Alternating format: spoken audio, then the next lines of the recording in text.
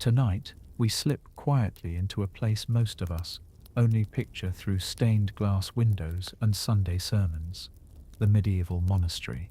On the outside, it looks like a fortress of peace, stone arches, candle-lit halls, echoes of chanting. But step inside for one night, and you'll realize it's less like a retreat and more like survival training for the soul. Before we begin, take a moment to breathe, maybe dim your lights, and let the sound of your fan or the hum of the room settle in. This isn't a story of knights or kings, of battles and feasts. No, tonight is slower, colder, and stranger.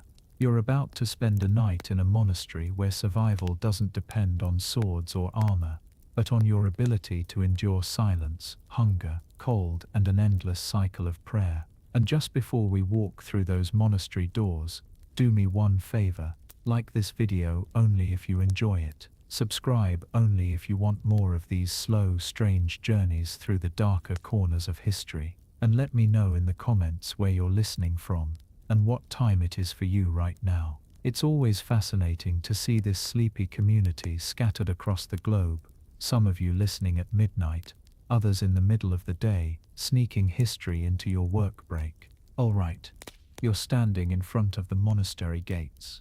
The night is cold, stars sharp above the hills, the air carrying the faint smell of wood smoke and damp moss.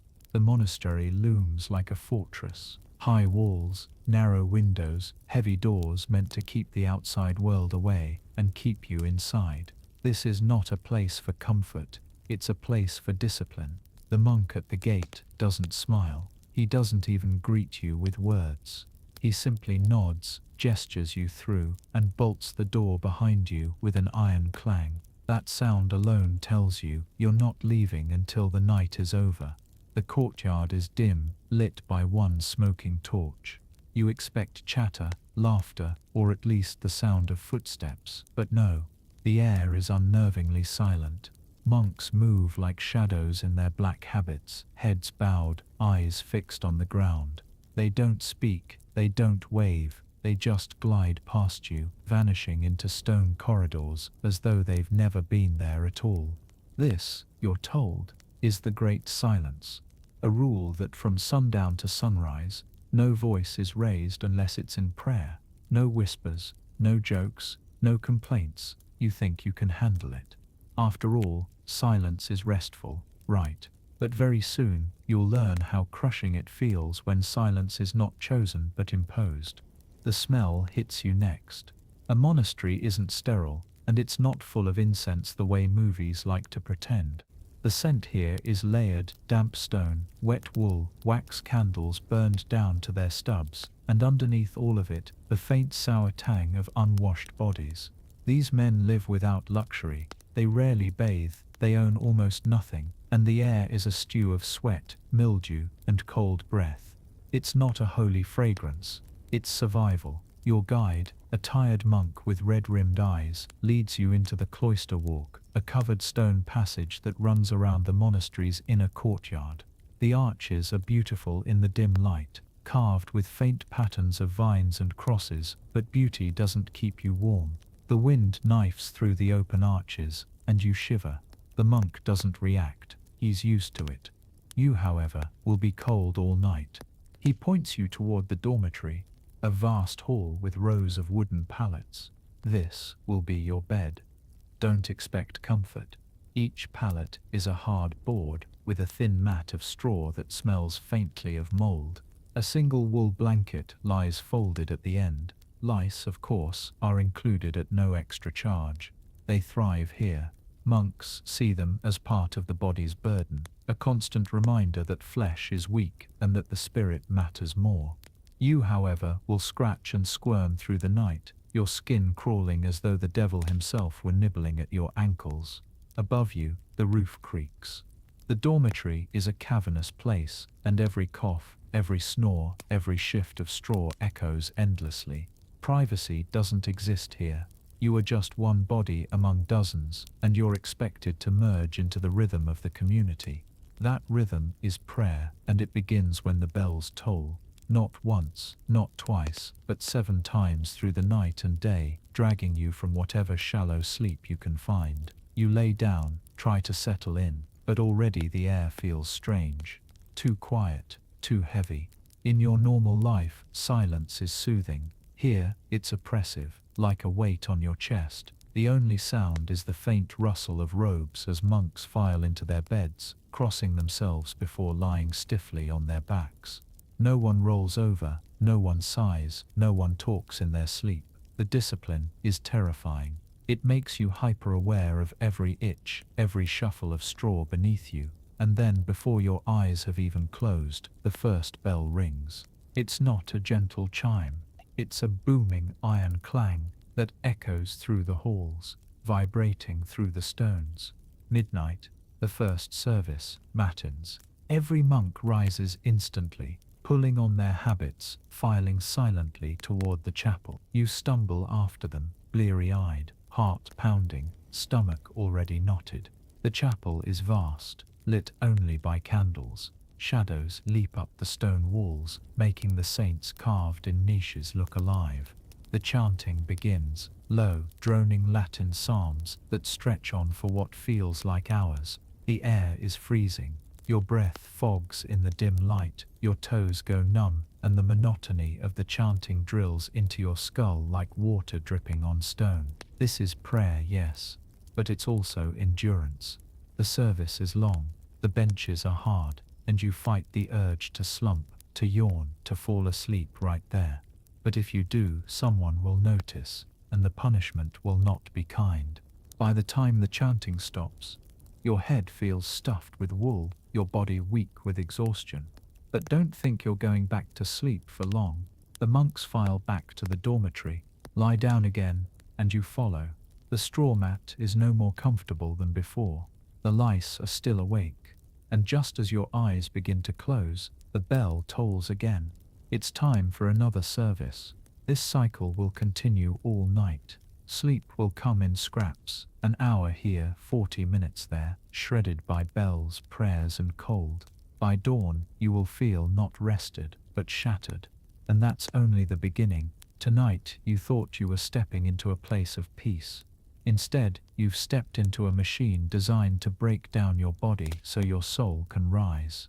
For the monks, this is devotion. For you, it's survival, and already you're failing.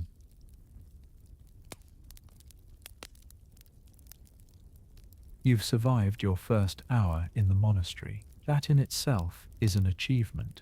The air is colder than you expected, the straw thinner, the stones harder, and now as you try to adjust, you discover the rule that will undo you before the night is done: silence. This isn't a cozy modern silence, like when you slip in earbuds and shut out the world. No, this is silence enforced by rule, ritual, and the constant eyes of men who have done this their whole lives.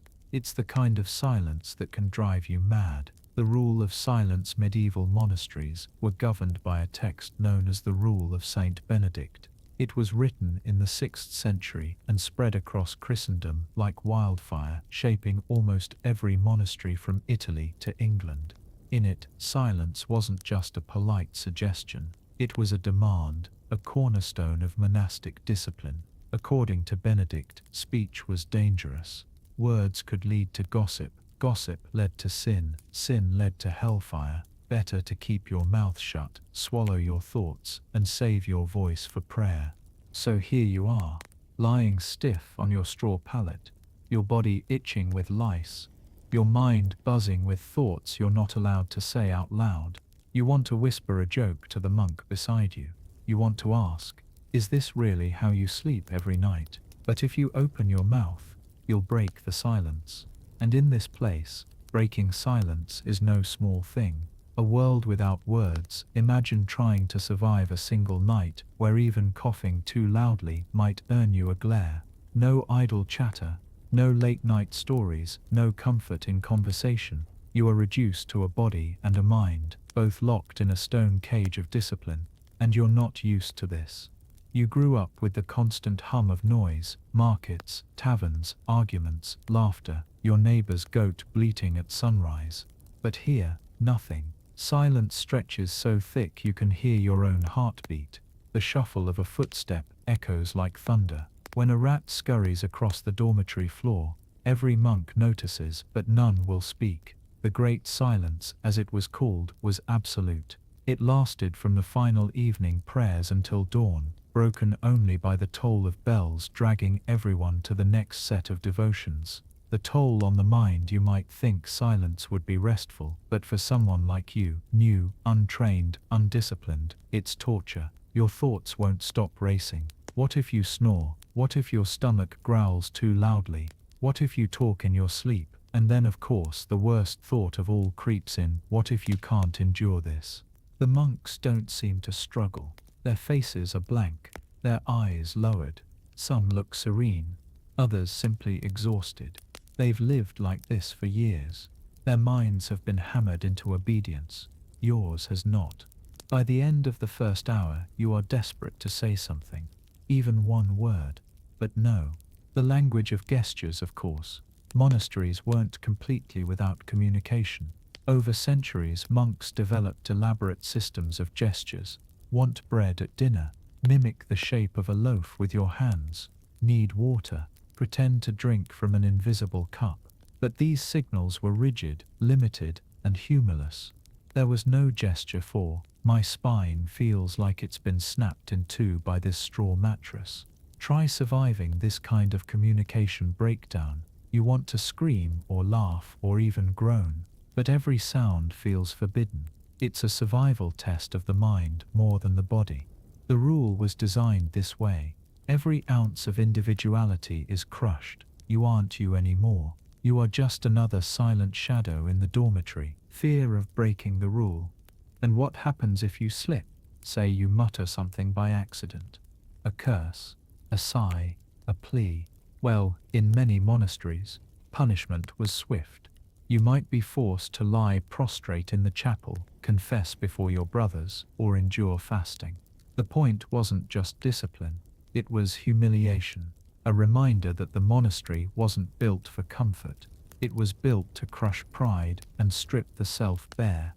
So as you shift on your lice-ridden straw, you clamp your mouth shut, you breathe shallowly, you even try to quiet your thoughts because you half believe God can hear them and the abbot can too. That's the weight of silence in the medieval night. It makes you your own jailer, the spiritual purpose. To the monks, this wasn't cruelty. It was devotion. Silence was meant to bring them closer to God. Words distracted. Silence purified. Every night spent in muteness was a rehearsal for death, when no words would matter, only the soul's readiness to meet its maker. To them, your suffering is simply proof of how far you are from holiness. For you, though, it's survival on a knife's edge. You are not trained. You are not holy. And you've never been so aware of how much you rely on the simple act of speaking. In the silence of the monastery, the very thing that defines you as human, your voice, is taken away. The silence between bells. The worst part, silence isn't even restful.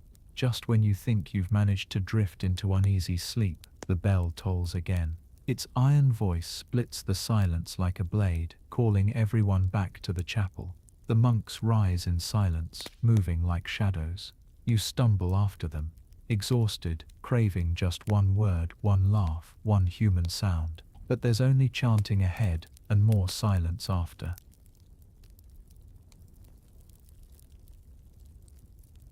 Imagine this. You've somehow survived the icy stone bed, the lice, the bells, and the unbearable silence. You might think you've earned yourself a reward by now, maybe some hot stew, a chunk of roasted meat, or even a sweet treat. But in a monastery, food isn't about comfort. It isn't about taste. It isn't even really about eating. Food here is a test of your stomach, your willpower, and your devotion. And let me be clear, you will fail. Let's start with breakfast, or rather, the absence of breakfast. In your modern world, you wake up and grab coffee, maybe eggs, maybe something sugary if you're feeling reckless. In the monastery, forget it. The rule of Saint Benedict, the guidebook for monks across Europe, was very clear. Fasting keeps the body humble. That means monks didn't roll out of bed to the smell of bacon. They got up to the sound of bells and the smell of damp stone. No cappuccinos, no croissants, just prayer. By the time food finally arrived, it wasn't even called breakfast. It was the first meal, taken long after dawn. And what did that first meal look like? A bowl of pottage, that same gloopy sludge that haunted medieval peasants, only thinner, greyer, and blander. Sometimes it was barley gruel, sometimes peas boiled into submission, sometimes a soup of turnips that had given up on life. Salt, when available, was measured out like treasure. Spices, laughable. Meat, absolutely forbidden for monks. The rule banned it for fear it would inflame passions, make monks lustful, or worse, make them enjoy life. So no pork, no beef, no chicken. Fish was allowed, sometimes. But most days your protein came from beans, and the beans weren't cooked with love. They were boiled until they dissolved into a thick, unidentifiable paste. Bread was the other staple. Don't picture a fluffy loaf. Picture a dark, heavy brick of rye that could double as a building material. It was coarse, sour, sometimes streaked with mold. It wasn't sliced. It was hacked apart with a dull knife, shared in silence, each monk taking his portion without complaint. And if you dared grimace, if you even hinted that the bread was stale, that was pride, a sin. Pride meant punishment. So you chewed your moldy brick in silence and pretended it was heavenly manna. What about drink? Surely you think water was safe in a monastery. Pure, flowing mountain springs. Right. Wrong. Water in the Middle Ages was almost always contaminated. Even monastery wells were suspect. So the drink of choice was weak ale, what they called small beer. It had just enough alcohol to kill off the parasites, but not enough to get anyone drunk. Children drank it. Monks drank it. Everyone drank it. A warm mug of medieval beer with your barley sludge. Doesn't that sound like a dream? Except it wasn't always beer. Monasteries often diluted wine into something barely recognizable, sour, thin, and acidic. The kind of wine that made you pray harder because you thought God was punishing you personally. And remember, portions were carefully rationed. A monk might be allotted a single cup of wine a day. That was luxury. Most days you got one drink, one hunk of bread, and a bowl of bean paste. Still feeling hungry? Too bad. Hunger was the point. Monks believed the body was sinful, so starving it was a way of starving temptation. The rules specifically warned against gluttony, not just in the sense of overeating, but in the sense of wanting food at all. To be holy was to sit in silence, stomach rumbling, and pretend you were nourished by prayer alone, and you couldn't even talk about the food. Remember the silence rule? The refectory, the dining hall, was as quiet as the dormitory. Meals were taken in absolute silence, while one monk stood at a lectern reading scripture. Imagine chewing your bean sludge, while a solemn voice drones about eternal damnation. The only sounds in the room, the scrape of spoons, the crack of bread crusts, and the echo of Latin psalms. Conversation was forbidden. Eye contact was discouraged. You were supposed to eat without distraction, eyes down, mind on God, and if you were caught sneaking an extra bite, that wasn't just gluttony, that was theft. Monasteries punished it harshly.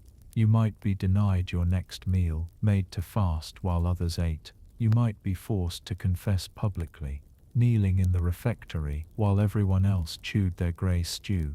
In extreme cases, yes, flogging, over beans. Now let's talk about fasting, because if you thought regular meals were bad, you haven't lived through Lent in a monastery.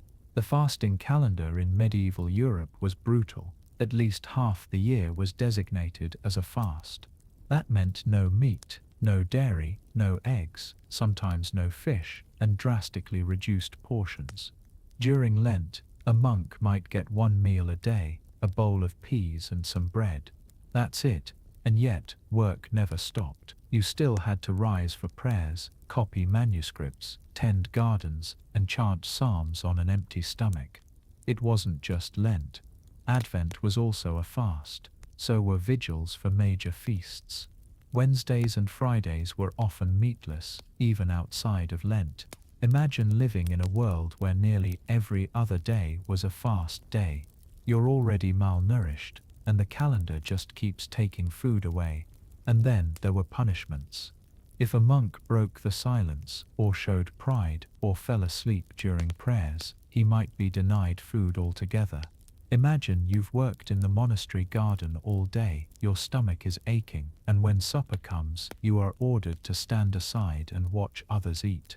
The sound of spoons scraping bowls, the smell of beans and bread, all while you go hungry. That's not just physical suffering, that's psychological torture. Some monasteries were stricter than others. The Cistercians, for example, took deprivation to extremes. They ate no meat, ever. They fasted more often than they feasted. Their meals were deliberately bland. They believed enjoying food was a gateway to sin.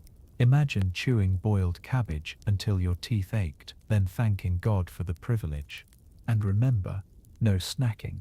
Food was only consumed in the refectory, at set times. If you were caught nibbling bread in your cell, you were a glutton. If you took a sip of ale outside of mealtime, you were indulgent.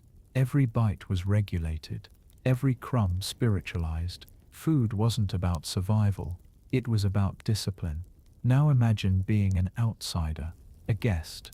Monasteries often gave alms to the poor, feeding beggars at the gate.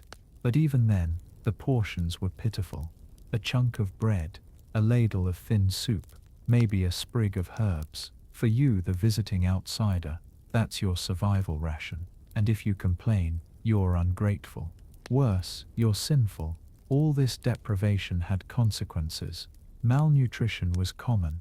Monks often suffered from scurvy, rickets, and anemia. Bones grew brittle, teeth rotted, stomachs swelled with parasites from undercooked beans. Their bodies broke down under the weight of constant fasting and meager fare. But in the logic of the monastery, this wasn't failure, this was sanctity. To suffer was to grow holy. Hunger wasn't a flaw, it was a gift. So now imagine yourself sitting at the refectory table, your stomach growling so loud it feels like it echoes through the chapel.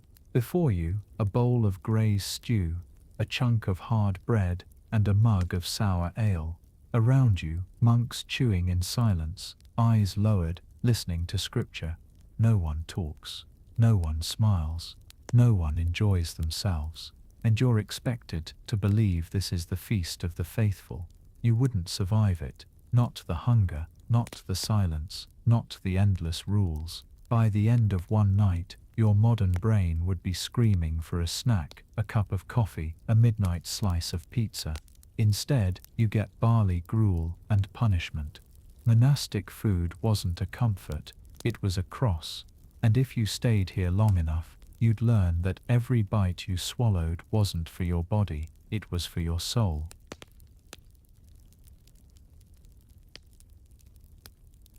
You've now survived a night of broken sleep, bitter pottage, and endless prayer bells.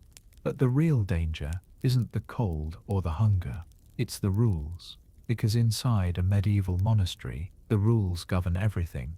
When you wake, when you pray, when you eat, when you sleep, when you breathe. And if you so much as slip out of line, the punishments that await you could make you wish you were back outside, begging in the mud. Let's start with the rule of Saint Benedict, the grand blueprint for monastic life in much of medieval Europe. Think of it as the medieval equivalent of a military handbook mixed with a spiritual instruction manual. Written in the 6th century, Benedict's rule dictated how monks should live, pray, work, and even think. It emphasized humility, obedience, and discipline, which sounds nice in theory, but when you're the one following it, it feels more like a survival test disguised as holiness.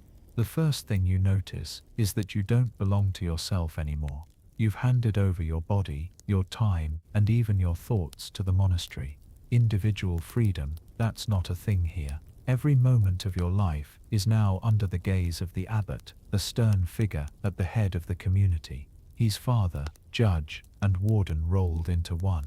If he tells you to fast, you fast. If he tells you to stay silent for a week, you clamp your lips shut. If he tells you to confess a sin in front of everyone, you do it, red-faced and shaking. The silence is the part that really gets you.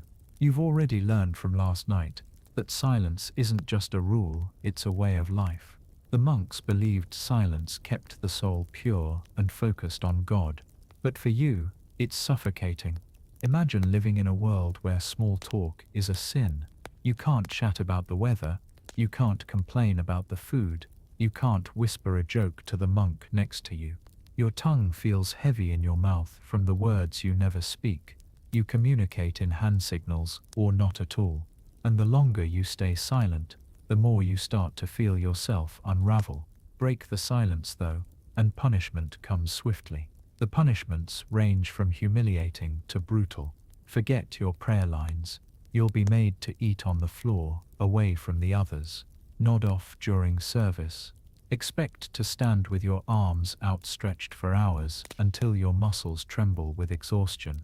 Caught speaking out of turn, you may be ordered to remain mute for days, as if the monastery itself is swallowing your voice. But it gets worse. Some infractions could mean public confession. Picture it, standing barefoot in the chapel, confessing your weakness aloud, while your brothers glare at you with cold disapproval. For serious offenses, anger, pride or laziness, the punishments escalate. Whippings weren't unheard of. A monk might be stripped of his hood, the garment of his order, as a sign of shame. For repeat offenders, expulsion was the ultimate penalty. And remember, if you're expelled, you don't walk into a cushy modern world. You walk into a medieval wilderness, where hunger, cold and loneliness are waiting. The silence and punishments weren't just about cruelty, they were about control. The monastery was designed to strip away individuality. You weren't supposed to think of yourself as you anymore. You were part of a collective, a single body devoted to God. The abbot was the head, and the rest of you were just limbs, moving in obedience. Stray too far from that order, and you risked not just punishment but eternal damnation. Because here's the kicker. Disobedience wasn't just breaking rules, it was sin. And this is where survival really cracks. Imagine you've been hungry for days, your stomach gnawing at itself. The bread rations are smaller than usual, the pottage thinner. You spot an extra crust of bread left behind on the table. In the outside world, you'd eat it without a second thought. But here, that's theft. That's gluttony. That's pride in thinking you deserve more than the others.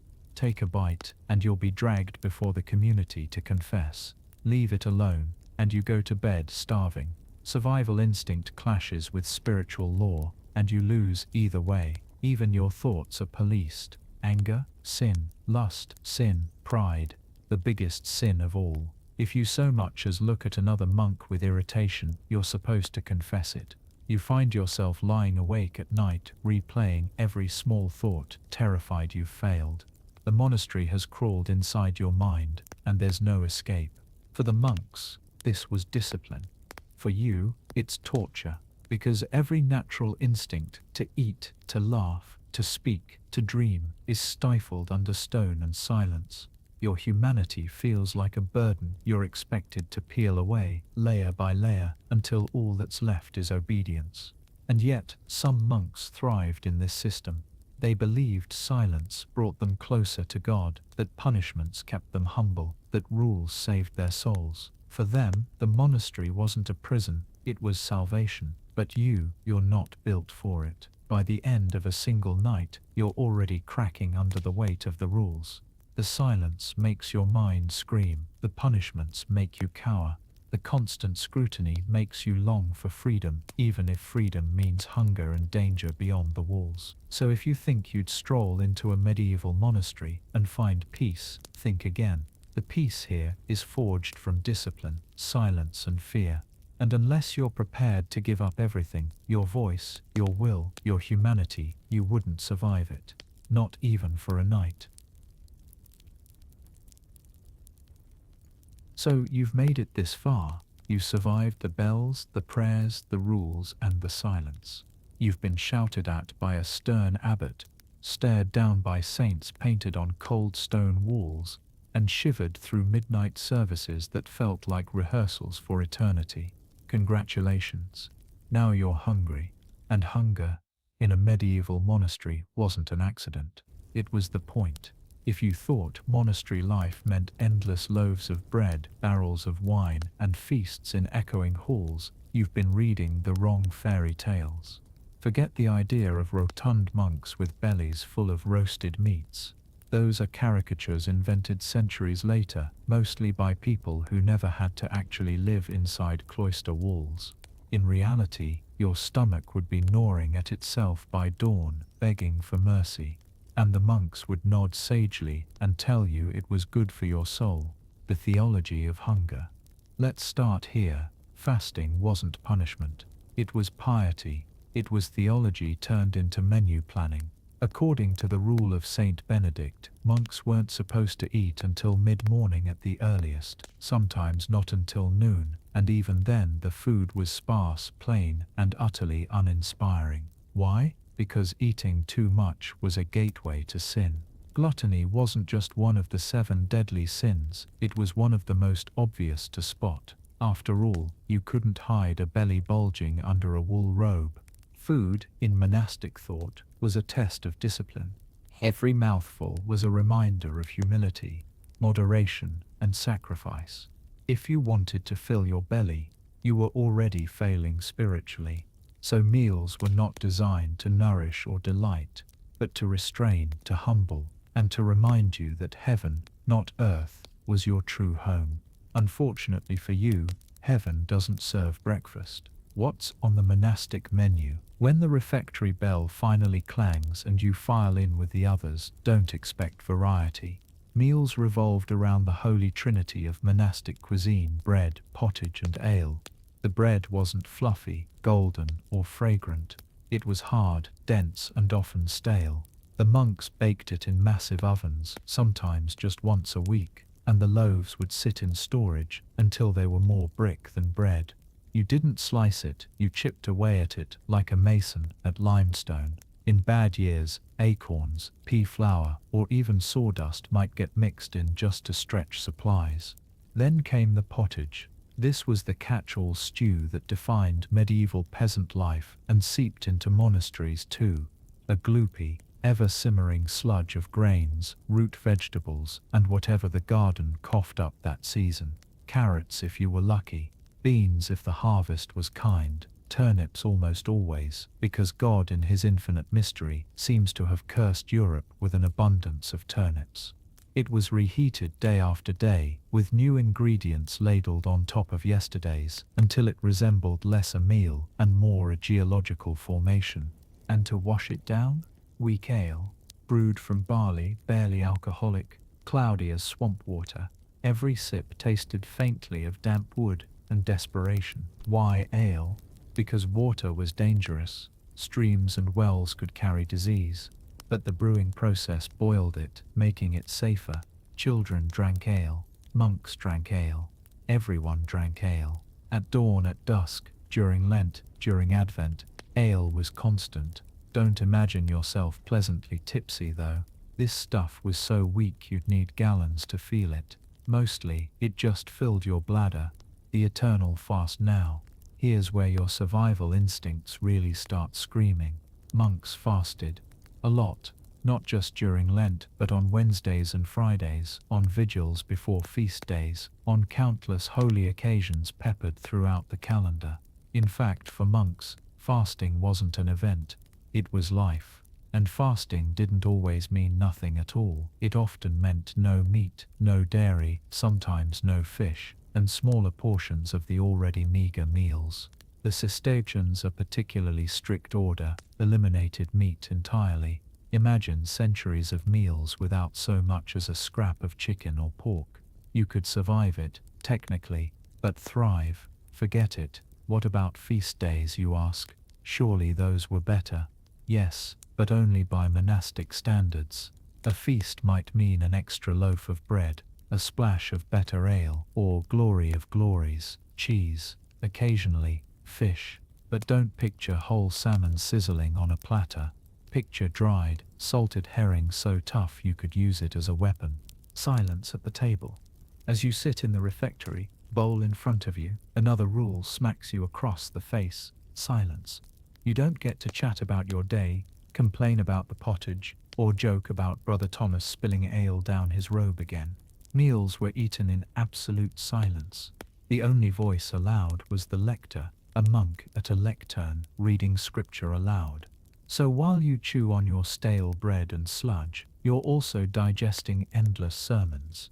You want to whisper to the guy next to you, "This bread could break a tooth? Too bad." That would earn you a stern glance. Or worse, a punishment after the meal. Talking while eating wasn't just rude, it was sinful. Silence meant focus, obedience, discipline, all words that taste as dry as the bread in your mouth. Punishments of the table. If you did break the rules, if you snuck an extra slice of bread, if you slurped your ale too loudly, if you whispered about the blandness of beans, there were consequences. A common punishment was to eat on the floor instead of at the table, like a dog. Sometimes you'd be forced to fast an extra day, watching others eat while your stomach howled. For serious offenses, you could be banned from the refectory altogether, exiled from the one place where hunger had even the faintest hope of relief. The physical cost. You might be thinking, surely monks must have been healthier than peasants, with steady meals and gardens of their own. The truth is complicated. Some monasteries were indeed better fed than the poor outside their walls, but the constant fasting, the low protein, and the relentless monotony took a toll. Malnutrition was common. Weak bones, rotting teeth, sluggish energy, all signs of diets that barely scraped by. Add to that the sheer cold of the stone halls, the back-breaking labor in gardens and fields, and the sleeplessness of the monastic schedule, and you have a recipe for exhaustion that no amount of barley pottage could cure. Survival verdict. Could you survive on this diet? Maybe for a while. Bread, beans, cabbage, and ale won't kill you outright. But after a few weeks, your body would ache, your mind would dull, and your spirit would drag. The hunger wasn't just physical, it was spiritual, emotional, woven into the very fabric of monastic life. The monks believed denying the flesh fed the soul.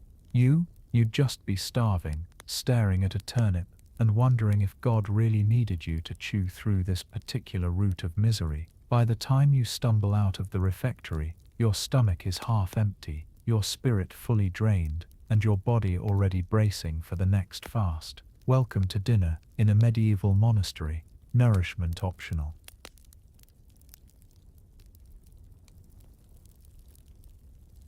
So, you've survived the thin bread, the endless turnips, and the ale for breakfast ritual. Your stomach grumbles, your head aches, and your teeth feel like they're halfway to rotting out of your skull. And then, of course, your body betrays you. You sneeze. One cough rattles up from your chest in the dead silence of the monastery. Every monk within earshot turns to look at you, brows furrowed as if you just committed high treason. You've broken the sacred calm of the cloister, not only with noise, but with the terrifying suggestion that you're sick. And in the Middle Ages, sickness wasn't just inconvenient, it was spiritual, it was punishment, and most of all, it was dangerous for everyone around you.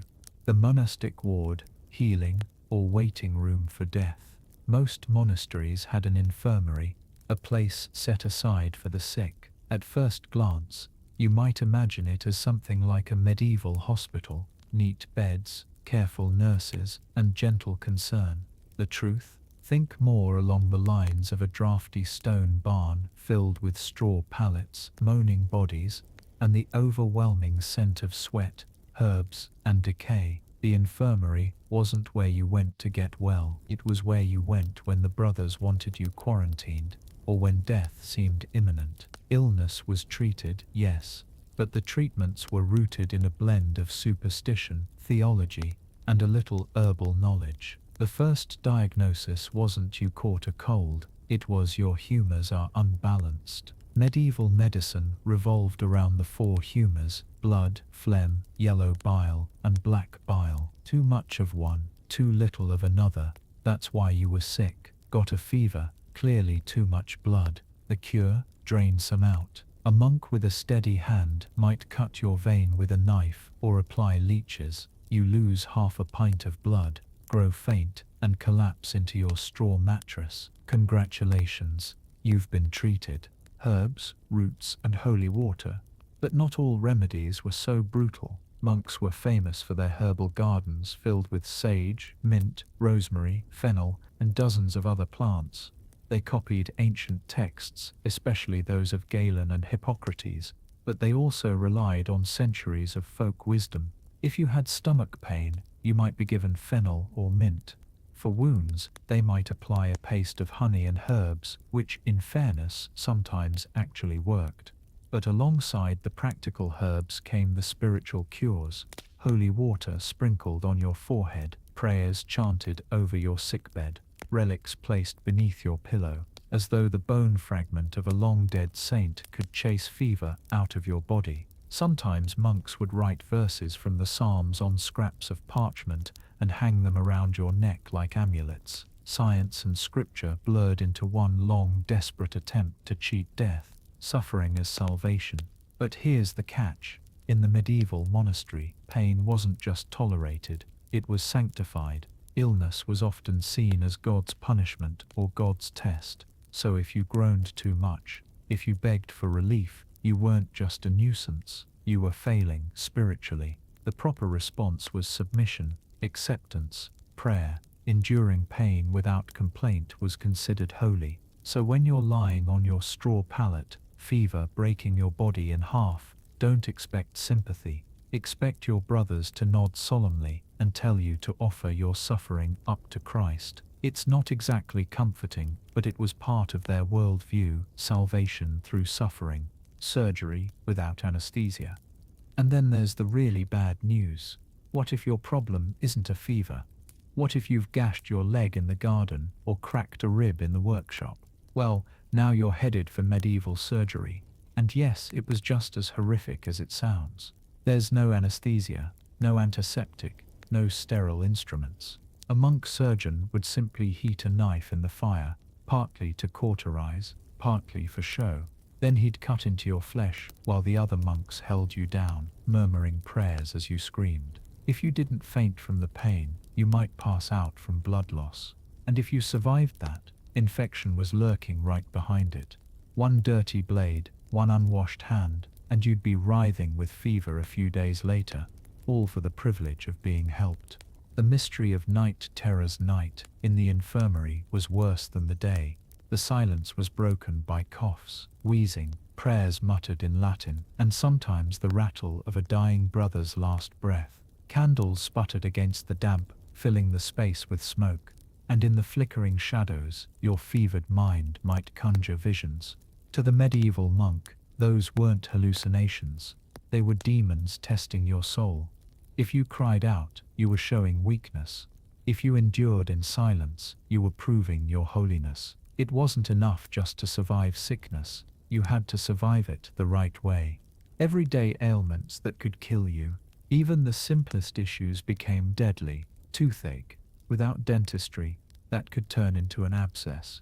Then blood poisoning, headache, could be dismissed as bad air, when in reality it was meningitis or worse, skin rash, probably fleas, lice or scabies, but it could also be smallpox or leprosy. And here's the chilling part, lepers weren't treated, they were expelled. Some monasteries had leper colonies nearby, but often you were just sent away to rot, your bell warning others to keep their distance. So imagine, you develop a rash in the monastery, your brothers look at you differently, whispers grow, and then one day, the abbot quietly orders you gone, cast out, marked, untouchable. The apothecary's cup.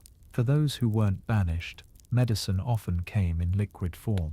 Bitter herbal brews boiled in great pots, thick syrups of honey and herbs poured into clay cups. Sometimes even spiced wine, not to cure, but to dull the pain. Alcohol was one of the only reliable anesthetics, though drinking too much could leave you insensible. So yes, sometimes monks treated illness with what amounted to a medieval cocktail. But don't expect the taste of mulled wine at Christmas. Expect something closer to cough syrup brewed in a smoke-filled kitchen. Why you wouldn't survive? By now it should be obvious.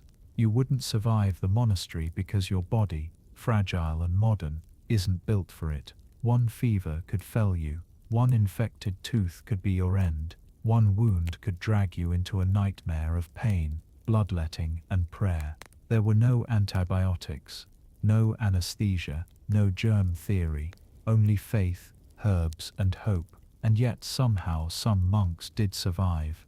They endured, they wrote, copied, prayed, and worked while carrying pain like a shadow. For them, sickness wasn't just an obstacle, it was a spiritual companion. But for you, for me, it would be the end of the story.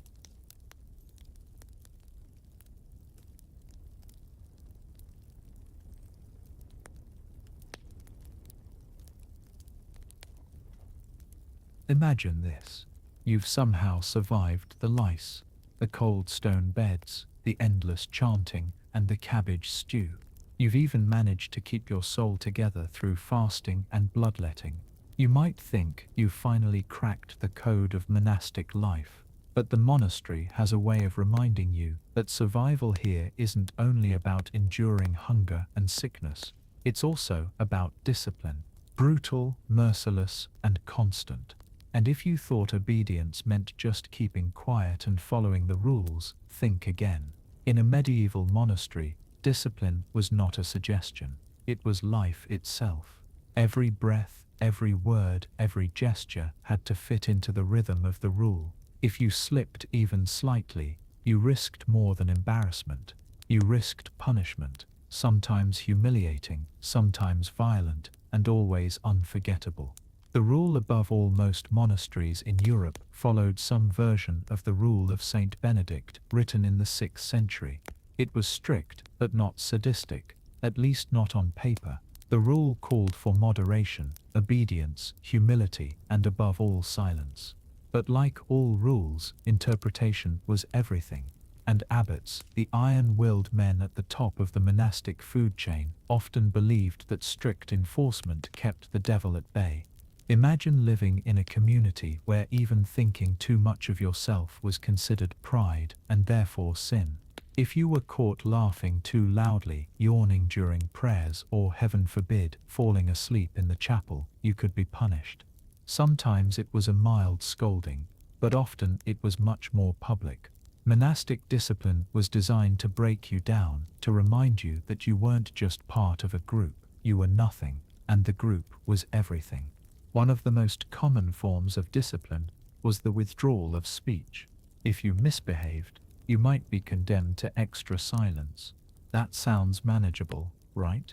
Until you realize that life in the monastery already allowed almost no casual talking. To have even that taken away meant you were cut off from your brothers, unable to use even the few permitted hand gestures to ask for water or food. Imagine eating in silence, while everyone else at least shared eye contact and small nods. You'd become invisible, a ghost at the table. And being invisible in a monastery wasn't peaceful. It was terrifying. It meant isolation inside a community where isolation was already unbearable, public humiliation. But silence was gentle compared to public shame. Many abbots believed that humiliating a monk in front of the community was the most effective cure for spiritual disease. Imagine being forced to eat your meals on the floor like a dog, while the rest of the brothers sat at the table. Picture being commanded to strip off your cowl and stand bareheaded in the freezing chapel while everyone else recited psalms. One chronic punishment was prostration, lying flat on the cold stone floor, arms outstretched, as your brothers literally stepped over you on their way to prayer. Each footstep across your body was supposed to stamp out your pride and replace it with humility. You weren't just confessing your sin to God, you were advertising it to the whole monastery. Corporal punishment. And then there was the rod. Make no mistake, medieval monasteries didn't shy away from physical correction. A monk caught in repeated disobedience could be whipped, sometimes lightly, more often harshly. The abbot himself might wield the rod, or he might assign senior monks to deliver the blows. Each strike wasn't just meant to sting, it was supposed to echo with spiritual symbolism. You were being beaten into obedience, your flesh subdued so your soul could rise. Children, or novices, fared even worse. Medieval culture believed spare the rod, spoil the child, and monasteries were no exception. Young novices could be flogged for the smallest mistakes, whispering after compline, sneaking food during a fast, or fumbling their Latin recitation. Survival meant learning quickly and learning painfully. Exile within one of the harshest punishments was solitary confinement, though not in the way we imagine prison cells today. Monks who disobeyed repeatedly could be ordered to live apart from the community.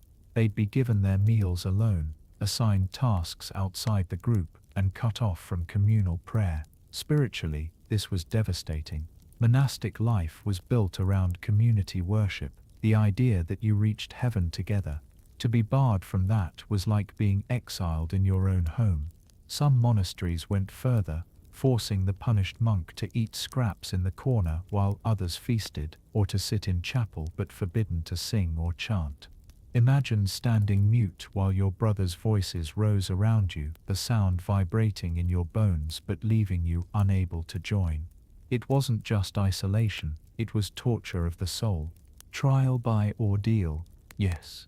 Even here, though rare inside cloister walls, trial-like punishments did happen.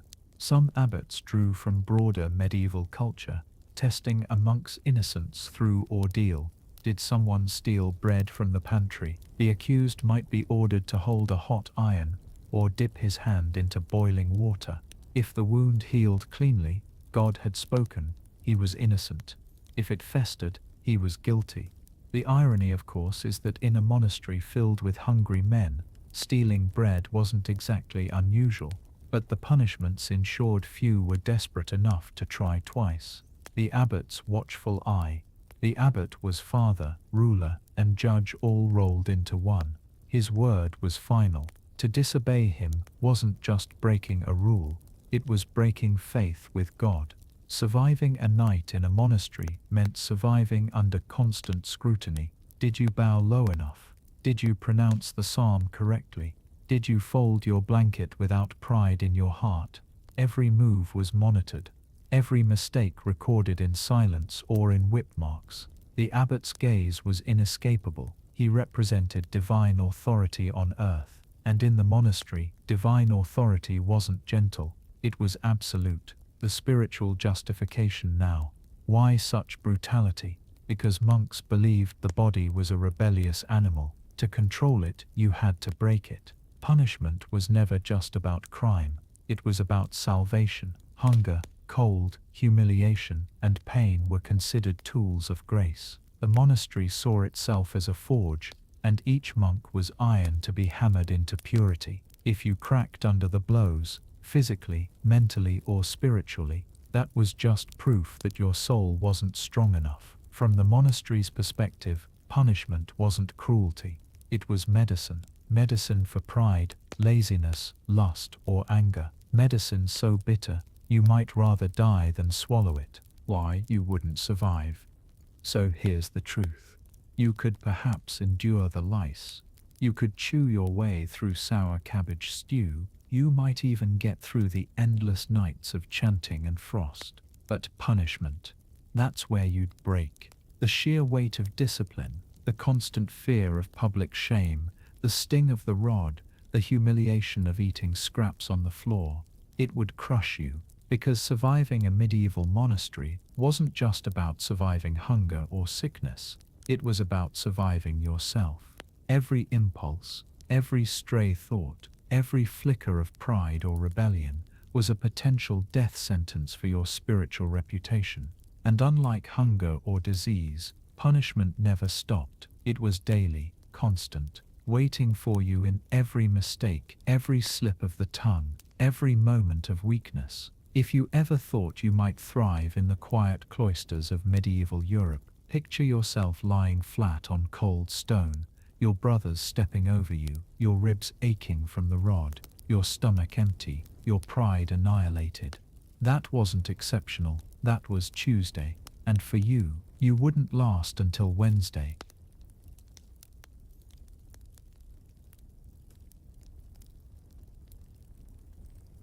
Imagine this. The night stretches long inside the monastery walls. You think you've survived the hardest parts already, cold, hunger, punishment. But now comes the most insidious challenge of all. Not wolves, not famine, not even plague. The enemy here is silence. A silence so deep, so strict, so unrelenting that it starts to unravel the seams of your own mind. The rule of Saint Benedict, the monastic manual that governed nearly every monastery in medieval Europe, demanded silence as more than courtesy. It was spiritual warfare. Words could lead to gossip, gossip could lead to pride, pride could lead to sin, and sin could topple the fragile walls holding the community together. So the safest answer was to smother words before they were ever spoken. Silence became a weapon against the self, and now you are trapped inside it.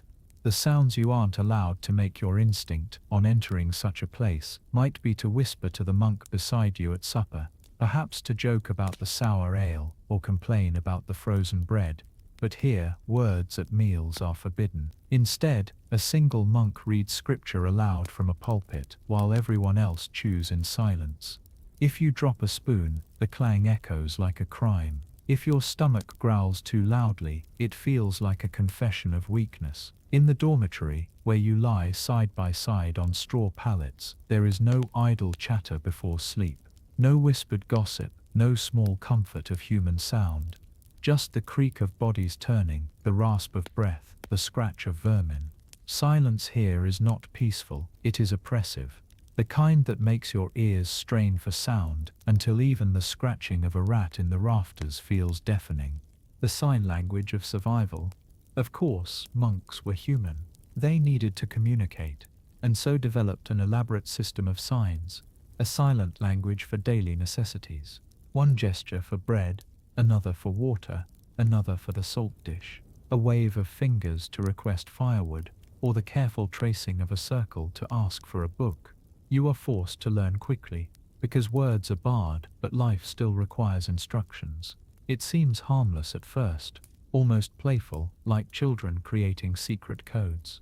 But the reality is darker. Every gesture is watched, catalogued, and judged.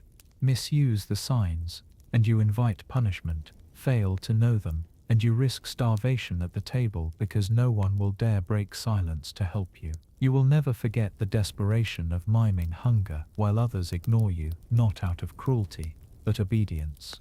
The spiritual burden of quiet. In theory, silence is meant to elevate the soul. Without words, you are left with only your thoughts, which should drift heavenward like incense. But in practice, it is often torment. Imagine lying in darkness, hearing nothing but your own pulse in your ears, and realizing that the loudest voice in the monastery is the one inside your head. And what does that voice say? It dredges up fears, memories, temptations. That fleeting glimpse of a village girl on market day, the craving for roasted meat, the anger at the abbot's harshness. The rule says these are the devil's whispers, so you fight them silently, wrestling with yourself in the dark. This is why monks wrote about nocturnal demons, not red devils with horns, but the oppressive rush of thoughts that strike hardest when you are unable to speak. The psychological toll. Modern psychology might describe this as sensory deprivation, a condition that can lead to hallucinations, paranoia, and emotional breakdowns. For a medieval monk, there was no such vocabulary. There was only the conviction that these intrusive thoughts were proof of sin. And so silence becomes not a refuge, but a courtroom. Every night, every hour, you stand trial before your own mind, condemned by the very silence you are forced to uphold. And remember, the schedule offers no reprieve. If you wake from a troubled half-sleep at midnight, it is to shuffle barefoot into the chapel for matins, where you chant psalms in the cold, then return to bed for a brief collapse before being wrenched out again at 2, then 4. The silence follows you everywhere. broken only by the drone of liturgy. Even your voice is not your own. It is swallowed into the collective chant, erased of individuality. The weight of obedience. Why endure this? Because silence was obedience, and obedience was salvation. The monastery was not designed for your comfort. It was designed to grind down your will, to strip away pride, to make you submit utterly to God through the authority of the abbot. Your survival here depends not on cleverness or strength, but on your ability to accept humiliation and effacement. If you speak when you should not, you risk fasting, beatings, or isolation. But worse, you risk your soul. The belief was absolute. Idle words lead to idle thoughts to sin, sin to hellfire. Silence, then, is not just discipline, it is survival in a cosmic sense. Every unsaid word is a battle won in the war against damnation. Why you wouldn't survive for you, a modern listener used to background noise, constant chatter, music, podcasts, and the endless scroll of voices from glowing screens. This silence would not elevate you, it would suffocate you. Within hours, your thoughts would turn restless. Within days you might crack. Within weeks you would long for punishment, simply to hear another human acknowledge you directly. The monastery thrives on this imbalance. What breaks you builds their vision of holiness. What feels like madness to you is sanctity to them. And so, while you might survive fleas, fasting, even flogging, it is silence that would undo you. The war against yourself is the hardest war to win. As you lie awake in the dark dormitory, straw rustling, breath clouding in the chill, you realize the monastery has no walls thick enough to keep out your own thoughts. And in this cloistered silence, survival is not just unlikely, it is impossible. If you've managed to last this long inside the monastery, through cold cells, endless prayers, and the smothering silence, then congratulations. You've survived longer than most modern people would. But here comes the part that would truly break you: punishment. Because medieval monasteries didn't simply rely on self-discipline or divine inspiration to keep their monks in line. No, they relied on fear, ritualized shame, and sometimes very literal pain. Breaking the rule, paying the price. The rule of Saint Benedict governed almost everything: when to sleep, when to pray, when to eat, even when to breathe. Break the smallest commandment, and the punishment could come swiftly. Whispered too loudly, you might be forced to eat alone on the cold floor. Overslept through matins. Expect to be flogged with rods in front of your brothers. Looked too long at another monk, perhaps with a smile that suggested warmth or kinship. That could be labeled temptation, a sin of familiarity, and punished as such. The genius, or cruelty, of these punishments was that they weren't only physical, they were deeply psychological. Exclusion from meals, forced silence within silence, public confession before your peers. It wasn't enough to break your body. The monastery sought to break your will. The theater of confession. Imagine yourself kneeling before the entire chapter of monks. The abbot sits elevated on his carved wooden chair, like a judge. Around you, dozens of faces stare, waiting. You must confess not only your actions but your thoughts. Did you grumble inwardly when the abbot assigned you extra work? Did you envy the younger novice for receiving a better portion of bread? Did you fall asleep during the long psalm at dawn? All of it must be spoken. And the shame of saying these small, pitiful weaknesses out loud is often worse than any beating. The confession ritual wasn't designed for forgiveness in the way you might imagine today. It was designed for humiliation. The other monks watched, not with compassion, but with quiet satisfaction that they had not been caught. It was theater, moral theater, designed to reinforce hierarchy, and at the top sat the abbot, holding power not only over your body, but over your very soul. Punishments in flesh and stone. Let's not romanticize it. The monastery was not all quiet prayers and silent meals. Discipline could be brutal. Rods, whips, fasting to the point of collapse. A novice caught breaking serious rules could be locked away in a stone cell for days with nothing but bread and water. Imagine that, already hungry, already cold, already sick of damp straw. Now multiply that suffering. One chilling account from certain stricter orders describes a monk who was forced to lie prostrate on the ground while every brother stepped over his body, one after another, trampling him in silence.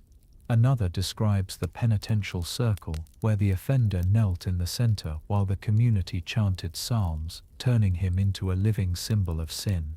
And then there were the self-imposed punishments, hair shirts made of coarse animal fibers worn under the habit, scratching and digging into the flesh as a reminder of sin. Some monks whipped themselves in private prayer, drawing blood as proof of devotion. In a world where comfort was suspect and suffering was holy, the line between punishment and worship blurred. The power of shame. The greatest weapon wasn't pain, though. It was shame. Public shame, structured shame. The kind of humiliation that stripped away individuality. A monk who erred could be forced to eat last, or denied wine, or made to beg forgiveness in front of younger novices. The point was always the same. Your will is nothing, your identity is nothing, only obedience matters. This is survival in its bleakest sense. You aren't surviving as yourself. You are surviving as a cog in the monastic machine, and the monastery ensures you never forget it. Why it broke outsiders for a modern visitor, or even a medieval outsider, the experience would be intolerable. Think about it. In our world, we prize autonomy. Even when rules govern us, we still imagine we are free to complain, to rebel, to choose. In the monastery, those instincts were surgically removed. There is no me, there is only we, and we does what the abbot commands. You, used to the small freedoms of modern life, choosing your breakfast cereal, muttering about your boss, texting a complaint to a friend, would be crushed here. The punishments weren't designed for hardened criminals. They were designed for ordinary men who might dare to think for themselves. That's why they worked so well, and why you wouldn't last. A cosmic calculus. To understand this fully, you have to remember the worldview. Every punishment was believed to be a rehearsal for Judgment Day. Better to be flogged now than burned later. Better to be shamed by your brothers than cast out by God. The abbot's authority was considered divine authority, so disobeying him wasn't just rule-breaking, it was sinning. Punishment wasn't cruelty, it was salvation. At least, that's how they framed it. But for you, it would be crushing. Imagine a single mistake. A slip of words, a hungry glance, a drowsy prayer echoing into days of shame, hunger, or physical pain, and knowing that there was no escape, no appeal, no alternative life outside. You joined the monastery for eternity, you are trapped until death. Why you wouldn't survive? Ultimately, the punishments show why survival here isn't just about enduring hunger or cold. It's about surrendering yourself completely. And that, more than fleas or fasting, is the one thing you would fail at. You weren't raised to surrender. You weren't trained to dissolve your identity into ritual shame. In the monastery, every small act of rebellion was cut out like a weed, and so slowly the community pruned individuality into silence. Those who could bend survived. Those who could not, they left, or they broke. And you, let's be honest, you'd be broken long before the bells stopped ringing.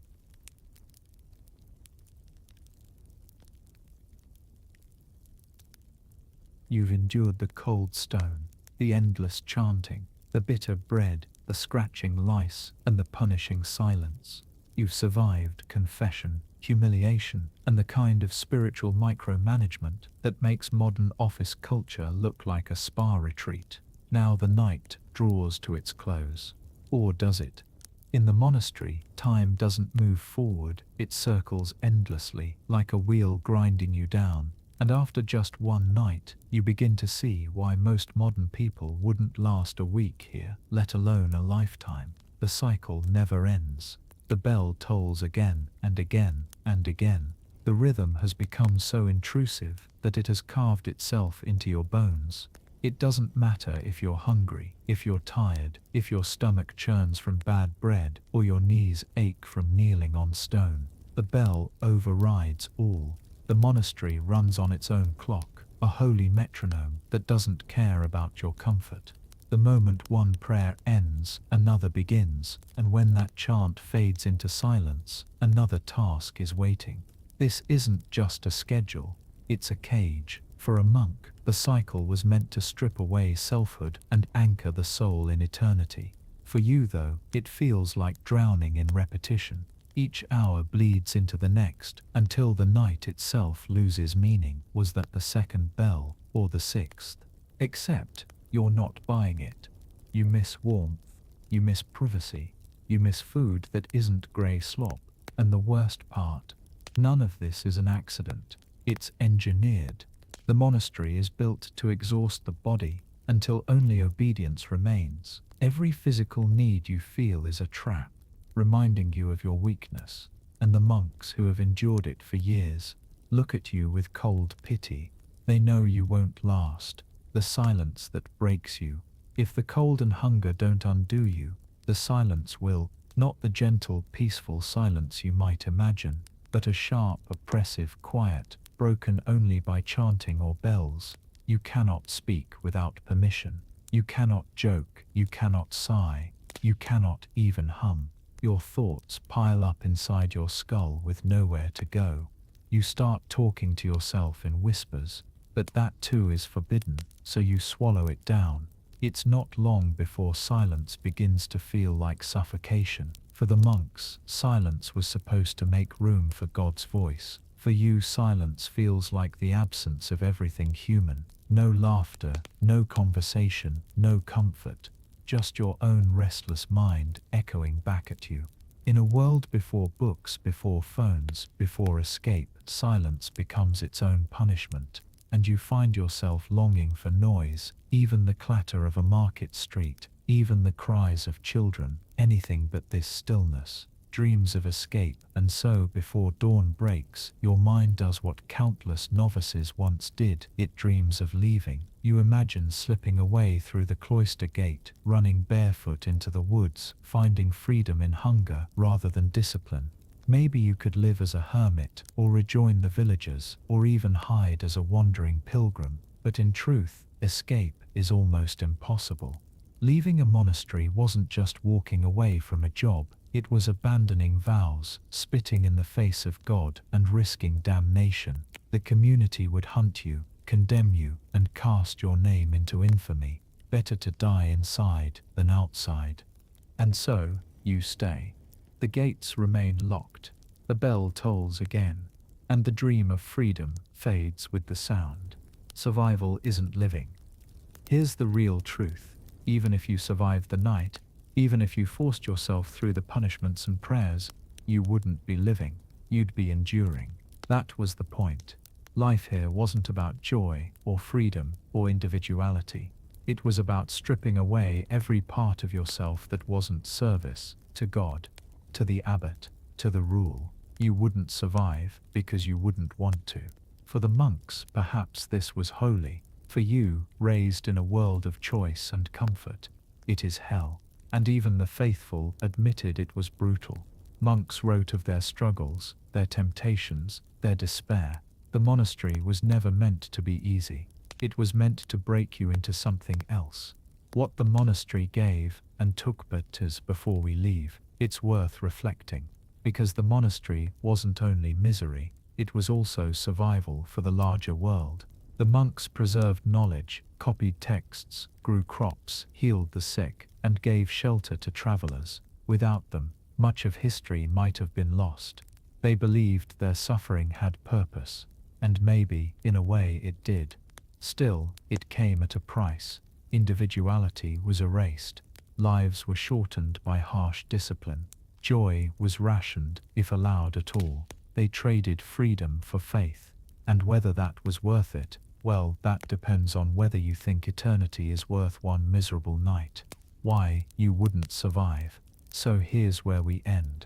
You stumbling, scratching, starving, wouldn't survive a night in a medieval monastery. Not because of the food, not because of the cold, not even because of the punishments. You wouldn't survive because the monastery demanded something modern life has almost erased: total submission. And in the end, that's one thing you'll never give. So blow out your candle. Leave the stone halls behind. And be grateful that tonight, when you climb into your bed, it's not stuffed with straw and lice. And when you wake in the morning, it won't be to a bell that tells you are nothing. It will be to a world where, at least sometimes, you get to choose.